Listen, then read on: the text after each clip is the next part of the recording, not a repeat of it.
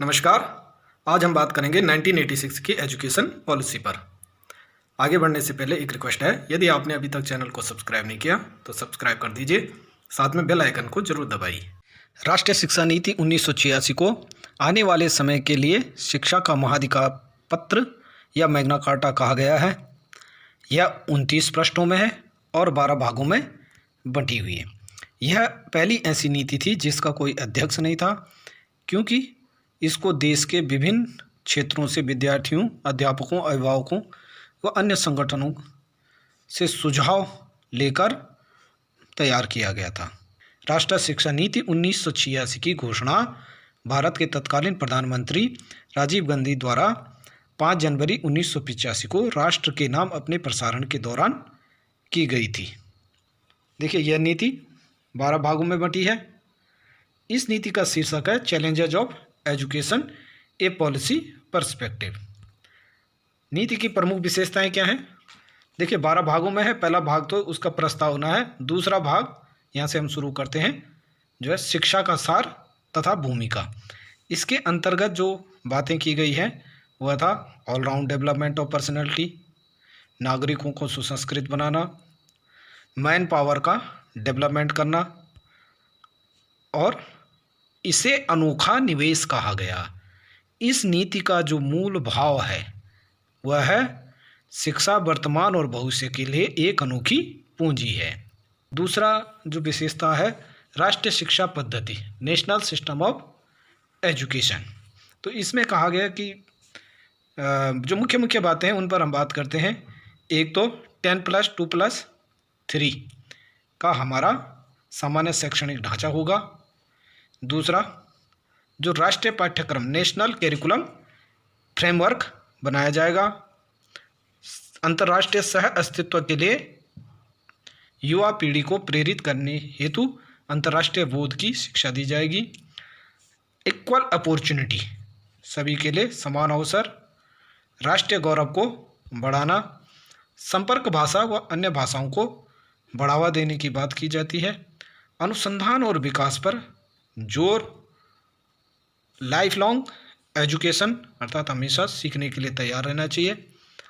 और राष्ट्रीय महत्व के संस्थान, ये नीति कहती है कि जो AICTE है, UGC है, Indian council of agriculture research है या इंडियन मेडिकल काउंसिल है, इन संस्थानों के साथ साथ NCERT और नीपा व अंतर्राष्ट्रीय टेक्नोलॉजी शिक्षा संस्थान संयुक्त रूप से इस नीति को मूर्त रूप प्रदान करेंगे। तीसरा, समानता के लिए शिक्षा। इस नीति में स्त्रियों की शिक्षा, नारी वर्ग की शिक्षा, पिछड़े वर्ग की शिक्षा, अनुसूचित जातियों, जनजातियों की शिक्षा, सभी पर फोकस किया गया है। साथ ही अल्पसंख्यक वर्ग, विकलांग वर्ग, विकलांगों के लिए इस नीति में कहा गया है कि जो मामूली शारीरिक विकलांग होंगे, जो उनके लिए सामान्य स्कूल के विद्यालय में उन्हें शिक्षा दी जाएगी, और गंभीर जो दिव्यांग हो गए उनके लिए जिला मुख्यालयों में हॉस्टल वाले विशेष स्कूल खोले जाएंगे। विकलांगों को उचित व्यावसायिक प्रशिक्षण देने के प्रबंध किए जाएंगे, और विकलांग बच्चों को विशेष समस्याओं के समाधान के लिए अध्यापक प्रशिक्षण कार्यक्रमों की स्थिति पुनः निर्धारित की जाएगी। शिक्षा के विभिन्न स्तरों पर शिक्षा का पुनर्गठन करना। इसमें पहला है आरंभिक बाल्यावस्था की देखभाल व शिक्षा, ECCE, early childhood care and education. इसके लिए वो कहता है कि डे केयर सेंटर की स्थापना की जानी है। बाल देखभाल व पूर्व प्राथमिक शिक्षा को एक साथ जोड़ने की बात भी करता है, और इसके लिए स्कूल स्वास्थ्य कार्यक्रम को बढ़ावा दिया जाना चाहिए। दूसरा, प्राथमिक शिक्षा। इस नीति में कहा गया है कि 1990 तक 11 वर्ष की आयु पाने वाले सभी बच्चे 5 वर्ष की स्कूली शिक्षा प्राप्त कर लें, चाहे वो औपचारिक या अनौपचारिक माध्यम से लें। इसके साथ ही 1995 तक 14 वर्ष की आयु तक के सभी बच्चों को मुफ्त व अनिवार्य शिक्षा प्रदान की जाएगी। यह नीति कहती है कि शारीरिक दंड का जो चलन है उसको शिक्षण पद्धति से निकाल दिया जाएगा। साथ ही स्कूली शिक्षा में ऑपरेशन ब्लैक बोर्ड कार्यक्रम चलाया गया, और इसमें ऑपरेशन ब्लैक बोर्ड में क्या था कि कम से कम 2 कमरे होंगे, हर स्कूल में कम से कम 2 अध्यापक होंगे, उनमें 1 महिला और 1 पुरुष होगा। साथ ही नॉन फॉर्मल एजुकेशन की बात इसमें की गई थी कि प्राइमरी में नॉन फॉर्मल एजुकेशन दी जाएगी। तीसरा था माध्यमिक शिक्षा। तो माध्यमिक शिक्षा के लिए इस नीति में जो मुख्य बात है वह क्या कही गई थी कि देश के विभिन्न भागों में नवोदय स्कूलों की स्थापना की जाएगी। अगला है शिक्षा का व्यवसायीकरण। इस नीति ने कहा कि व्यावसायिक शिक्षा अपने आप में एक अलग धारा होगी और व्यावसायिक विषयों का प्रबंध साधारणतः माध्यमिक अवस्था के बाद ही किया जाएगा। स्वरोजगार पर यह नीति जोर देती है। साथ ही जो नव शिक्षित हैं उनके लिए non formal vocational education program चलाने की बात की जाती है। इस नीति में यह भी कहा गया कि 1990 तक 10% और 1995 तक 25% उच्चतर माध्यमिक शिक्षा के विद्यार्थियों को वोकेशनल एजुकेशन दी जाएगी। उच्चतर शिक्षा के लिए बात करता है कि स्वायत्त ऑटोनोमस कॉलेजेस स्थापित किए जाएंगे। भारतीय विद्या, मानविकी तथा समाजशास्त्रों को पर्याप्त प्रोत्साहन दिया जाएगा। इसके अतिरिक्त यह नीति मुक्त विश्वविद्यालय तथा दूरस्थ शिक्षा पर जोर देती है और इसके लिए कहती है कि जो 1985 में इग्नू स्थापित किया गया है उसको और मजबूत बनाया जाएगा। साथ ही यह नीति कहती है कि डिग्रियों को नौकरियों से अलग किया जाएगा और एक national testing agency, national testing service की स्थापना करने की बात करता है। तकनीकी व प्रबंधकीय शिक्षा। इस नीति में कहा गया है कि जो technical man power information system है उसे और अधिक विकसित व सुदृढ़ किया जाएगा और कंप्यूटर लिटरेसी, ये नीति पहली नीति थी जो कंप्यूटर लिटरेसी पर जोर देती है और इसके संबंधी कार्यक्रमों को आगे बढ़ाने पर बात करती है। साथ ही सभी उच्चतर तकनीकी संस्थानों के द्वारा अनुसंधान कार्य का आरंभ किया जाएगा। अगला है पद्धति को कार्यशील बनाना।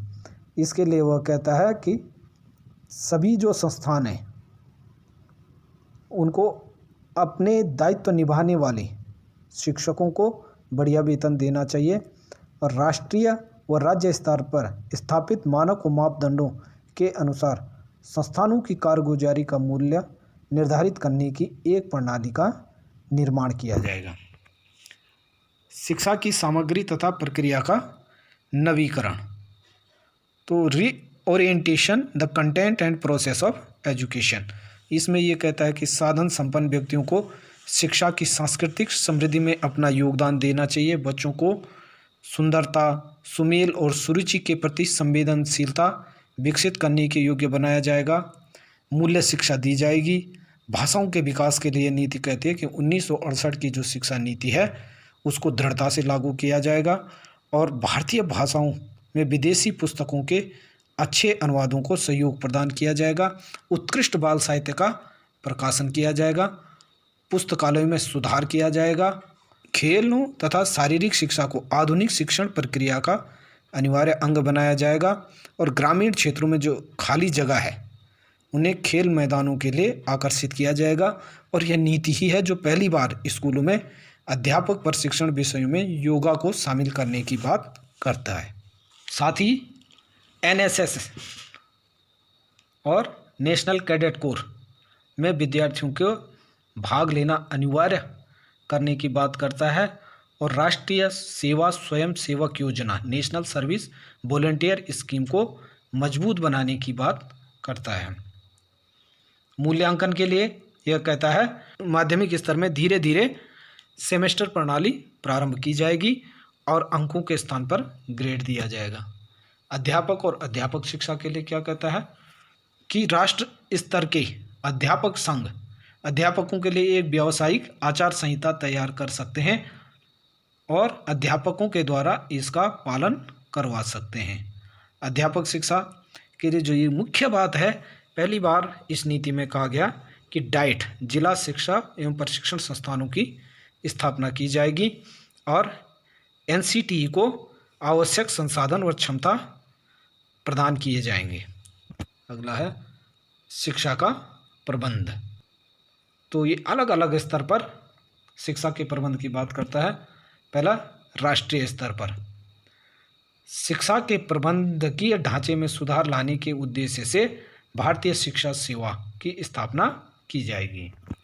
राज्य स्तर पर कैब की पद्धति पर राज्य सरकारें भी राज्य शिक्षा सलाहकार बोर्ड की स्थापना कर सकती हैं। जिला स्तर पर डिस्ट्रिक्ट एजुकेशन बोर्ड की स्थापना की बात की गई है। और लोकल स्तर पर यह कहता है स्थानीय समुदायों को उपयुक्त संस्थाओं के माध्यम से स्कूल सुधार संबंधी कार्यक्रमों में एक प्रमुख भूमिका निभाने को कहा गया। स्वयंसेवी एजेंसी, ये पहली नीति है जो एनजीओज को शिक्षा में सहयोग देने के लिए आमंत्रित करती है। संसाधन व पुनर्निरीक्षण, यह नीति कहती है कि राष्ट्रीय आय का 6% शिक्षा पर व्यय किया जाएगा। साथ ही कहता है शिक्षा के उच्चतर स्तरों पर फीस ली जाएगी। पुनर्निरीक्षण के लिए कहता है कि नीति के द्वारा हर 5 वर्ष पश्चात विभिन्न पैरामीटर्स के कार्यान्वयन का पुनर्निरीक्षण किया जाएगा।